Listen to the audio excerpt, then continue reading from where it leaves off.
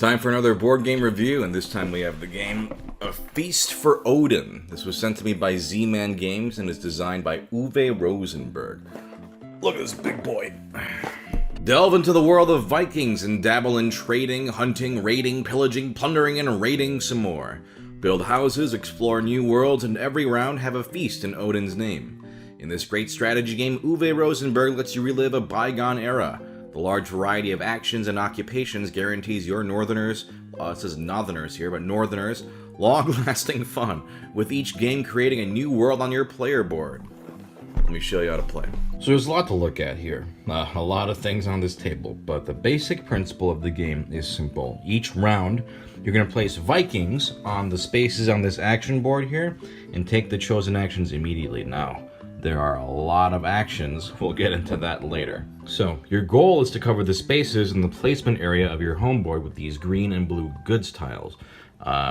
If you leave gaps, you can fill them with ore and silver. But in order to get these goods in the first place, you gotta either obtain them by raiding, as Vikings do, or receive them in exchange for farm goods. These big numbers across the diagonal of the board represent income values, and the smallest visible income value, that indicates your income for the current round. So if I cover this up, then my income is now 1. There are also spaces with goods on the board. If you manage to surround those good spaces, you will receive them as bonuses. So if I surround this mead space, that means I get 1 mead per round now as a bonus.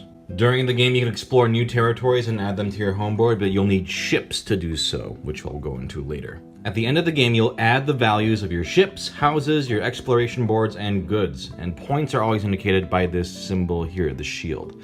Your large ships can increase in value if you use them for emigration, like this. The board itself has all these -1 spaces on them, right? You have to cover these in order to avoid negative points at the end of the game.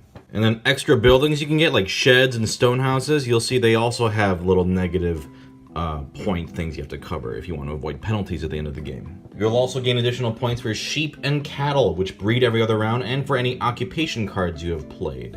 Like as you can see here, this card will give you 1 point if played. But none of this is going to make any sense until we get into the course of play. So there's 2 versions. You can do the short game, which is 6 rounds, or the long game, which is 7 rounds. And each round consists of 12 phases. In the first phase, you get a new Viking. You take the leftmost Viking from the banquet table of your home board and place it with your other Vikings in the thing square. Below the new round number, there's a note for harvest in phase 2. You'll receive a certain number of goods depending on what phase or what round of the game you're in. For this first round, you'll receive 1 peas, 1 beans, and 1 flax tile. In some rounds, you'll get more valuable goods, and in some rounds, you'll see you actually get nothing, no harvest. Then in phase 3, you turn exploration boards and place silver. So this will tell you when certain islands will flip over, A, B, C, and D. It depends on whether you're playing the long or short game. But you'll notice each board has A, B, C, or D in the corners, and then you can just flip them over like so. Each round in which you should turn an exploration board, you're going to place 2 silver on each unclaimed exploration board. Then each player draws a new weapon card from the weapon stack. A lot of stuff that's really just set up, but let's finally get into actions. So, beginning with the start player and in clockwise order, you're going to take 1 or more Vikings from your thing square, and you place them on exactly 1 unoccupied action space of the action board. You continue doing this until everyone has passed or placed all of their Vikings. You can pass if you have Vikings left. However, once you've passed, you can't place any more that round. Each action space can only be occupied once per round, and another rule is if you look at these columns here, the first column requires 1 Viking, the second column 2, 3, and 4, respectively. There are a lot of actions here, so we're going to get into those later. But whatever action you do, you place your Viking, and you immediately do the action. And whoever places Vikings last in that round receives the start player moves, and will be the start player in the next action phase. Now, as you receive green and blue goods, ore tokens, and silver coins, that's your income in the income phase, and you can start covering these income values. But you have to cover them in ascending diagonal order. After you cover tiles for income, then it's time for animal breeding, which you can see down here at the bottom right of your home board here. You have stables for your sheep and cattle goods tiles. So if you have at least one animal with the pregnant side face up, you turn all them back to the other side, and then you take one sheep for each tile you turned.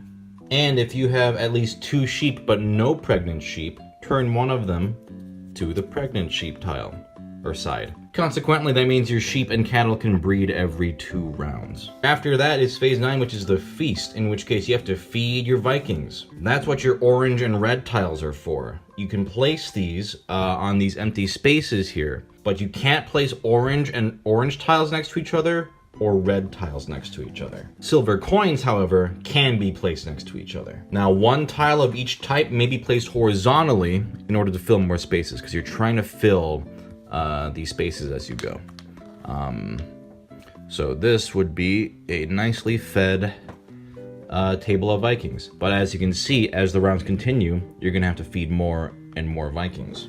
For each space here that you could not fill or did not want to fill, you take a -3 penalty. These will be negative points at the end of the game. Then everything you fed your Vikings gets returned to the general supply. Then after that is phase 10. I mentioned the bonuses earlier. You collect all the bonuses, like here you would get 1 mead, which is nice. Then after that is phase 11, update and add new mountain strips. These mountain strips are resources that can be taken from during the action phase. But what you do is remove the leftmost resource from each strip, and return to the supply. If a strip is empty, you remove it and replace it with a new one. Then everyone's Vikings get returned back from the action board to their square. Again, that's a lot to process, but really the basic idea of the game is you do actions and you get stuff, and then you fill your board and try to fill up as much of this as you can and get points. You can get animals, you can get food, you can do all sorts of things. We'll get into all of that. And of course, you have to make sure you feed your Vikings. As long as you are aware of those concepts, the rest of this explanation shouldn't be too bad. Now, there are some actions you can do anytime. One of those actions you can do is placing the goods on your home board here.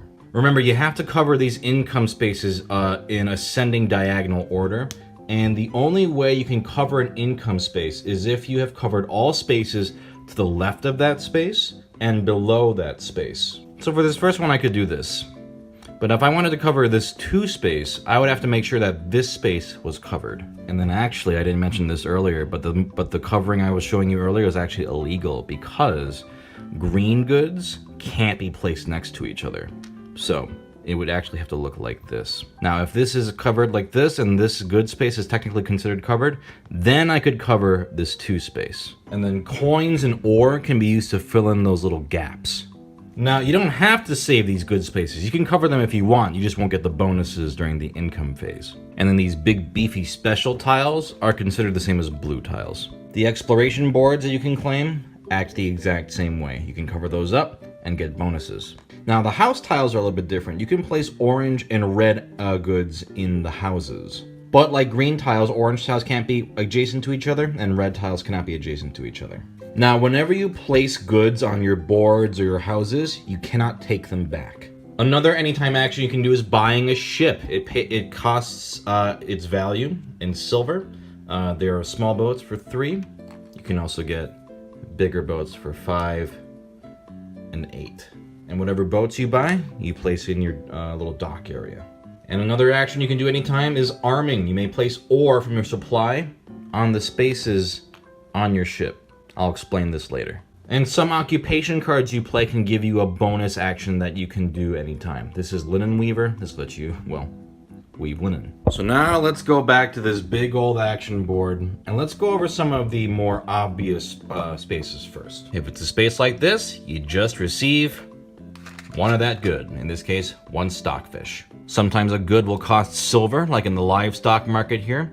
1 silver will get you 2 stockfish, 2 silver will get you 2 of these meats. But as you can see, in the 1, 2, 3, and 4 columns, these actions get stronger, but they would require more Vikings. So if I put 2 Vikings on this space, I could spend 1 silver on a big old sheep. 3 silver would get me 1 cow and 1 milk. But this space, you can get a sheep for free or 1 silver for 1 cow. And then this one is 3 silver for both of these. If we look at the weekly market and products actions, these act kind of the same way, right? This would just give you 1 silver, and I don't remember all the names of these. That vegetable, this vegetable, this fish, this silver. This gets you a whole bunch of shit. And then these ones are interesting because these depend on how many of that animal you have. So if I have 3 cows, I can get 3 milk tiles. Similarly, 3 of these, I guess, wool from 3 sheep. Depends, 1 for 1 sheep, 2 for 2, 3 for 3. And this mega space here with 4 Vikings, you can get this silver, 2 milk from a cow, wool from sheep. Yeah, like every action will always have more powerful versions if you spend more Vikings.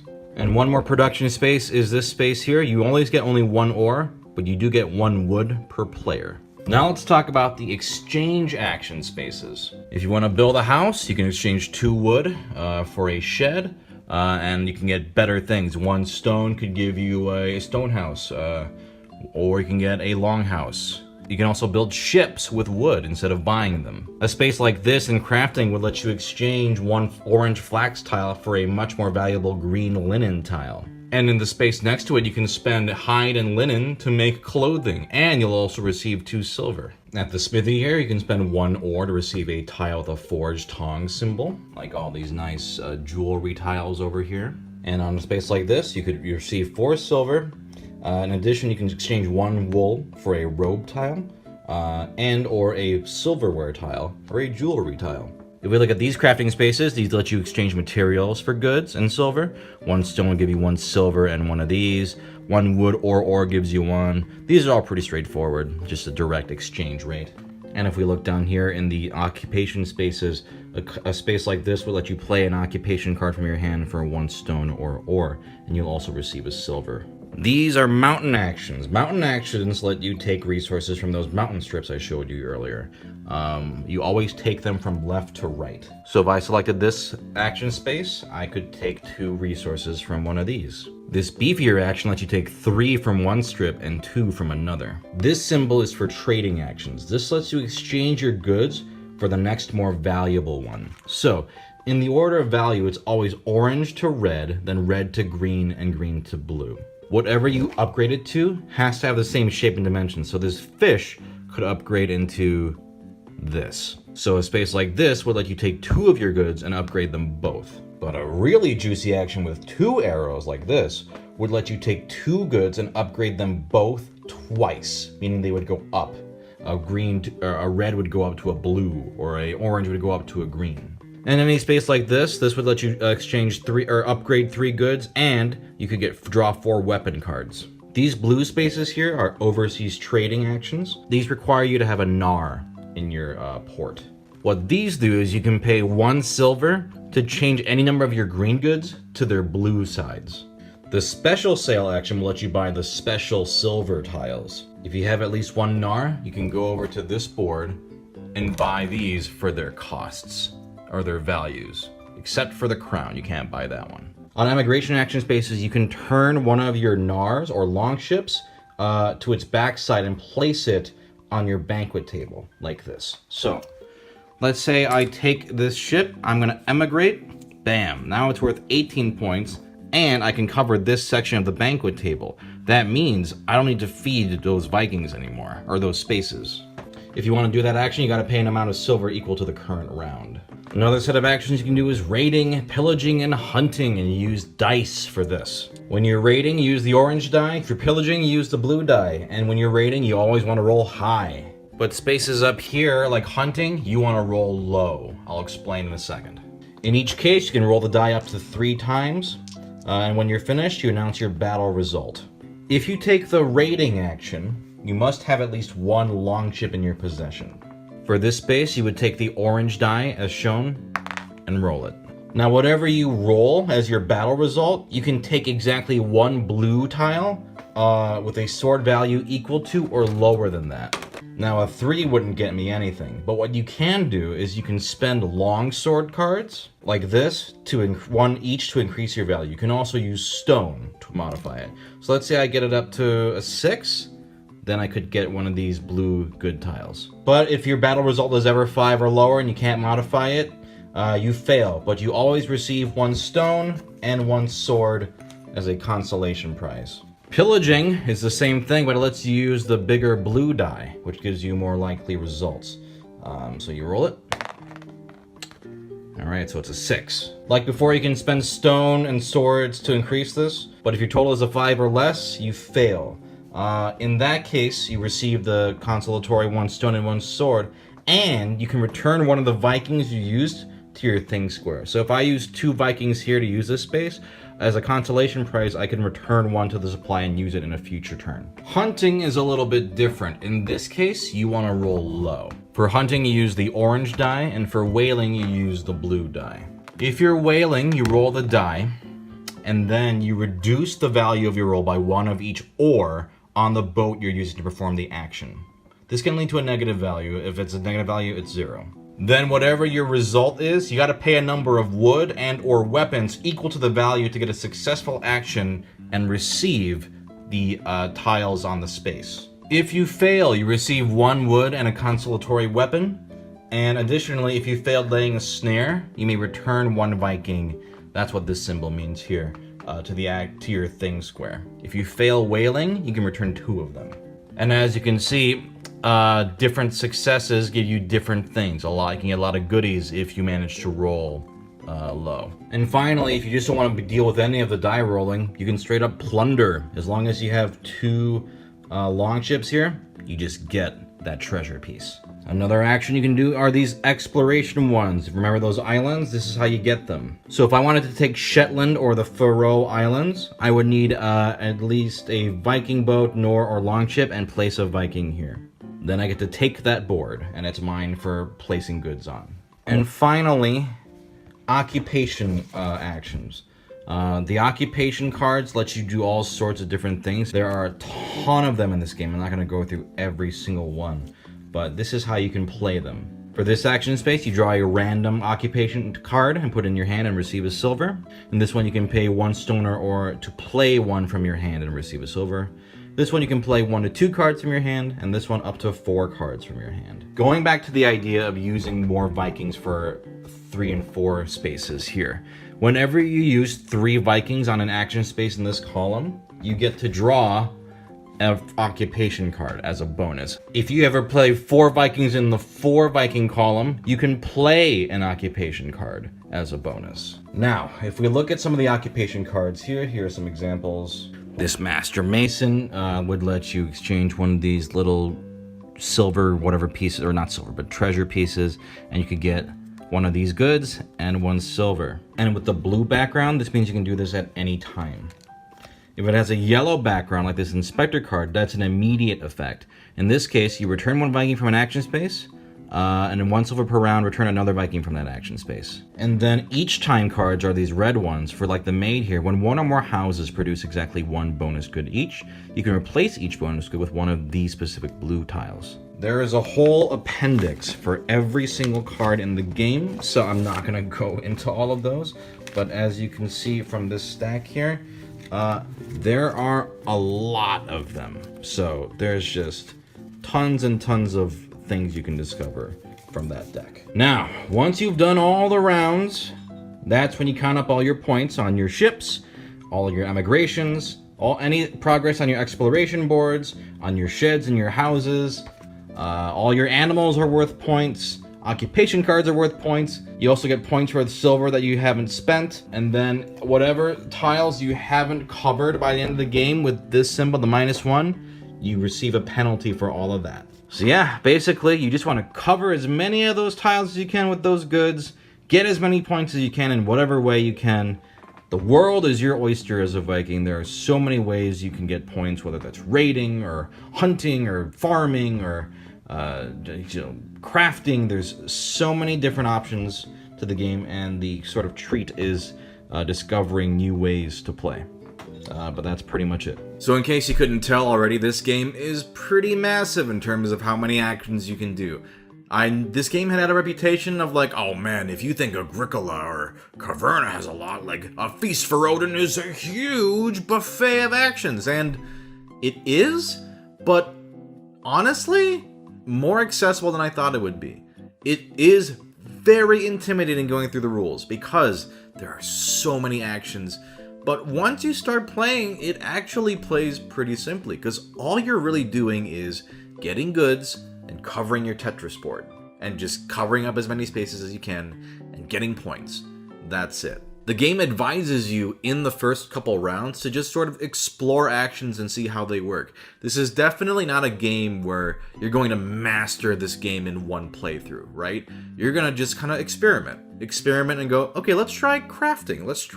Maybe I'll try whaling. Maybe I'll try just doing ships or something. Or, you just see how the mechanics work and what sort of things work for you. Like, believe me, I was skeptical in how accessible this game would be, but eventually it starts to click and you realize how you can accomplish your objectives with different specialties and strategies. It's very satisfying filling up your grid with items. It's very like Tetris or his much lighter game Patchwork, which is a great game. Unlike a game like Agricola, which is another one of his games that is very brutal with its feeding mechanic.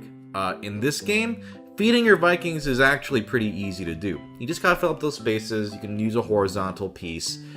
It's very lenient, so you're allowed to focus more on freedom of choice and goods placement and not worry so much of, oh man, I gotta make sure I fill up that food meter every turn. Very different feeling game. Even though it's like more stuff to do, it's not harder than Agricola. There are so many ways to get points in this game, you can't really go wrong. And what's great about this game is just how inherently fun it is to play. Even if you don't win, you're just surrounding those good spaces and ooh, I get little bonuses each round for doing that, and I can fill up my board.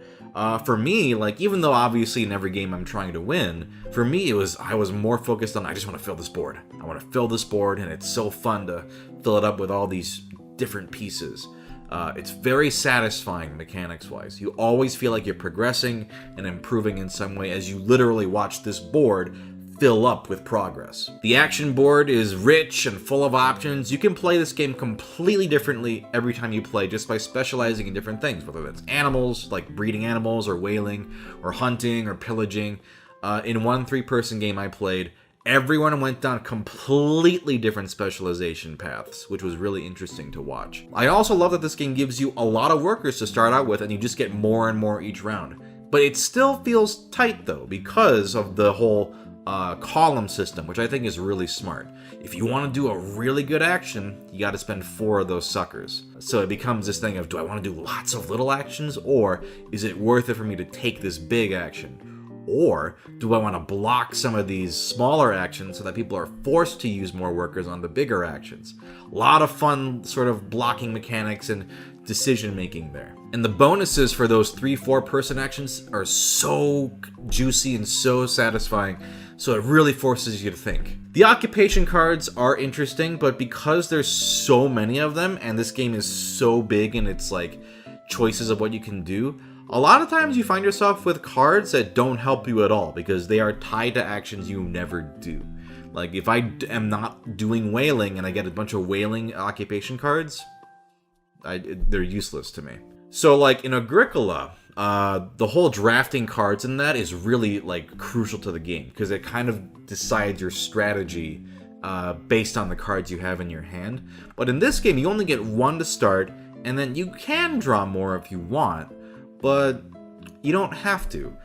They often feel more circumstantial in this game, and while they can help you determine strategies you want to take, if I get a card and I go, oh, that bonus is great, maybe I will do hunting. Oftentimes, though, you've already kind of settled into a path, and they can just sometimes help you if by chance. This is a game where as soon as you're done, you're gonna go, man, what strategy can I do next time? It is a gigantic game. It has tons of pieces and actions, and it is intimidating, but I do really think it's not nearly as inaccessible as it might appear. Just think of it as this big open world action game. Not action in terms of fighting, but actions in terms of doing things.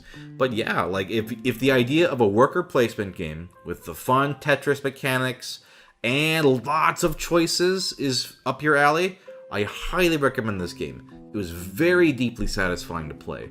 It's like Agricola or Caverna, but easier and more flexible and a lot more freedom. So if you're not scared off by the rules, I highly recommend it. It's really, really fun.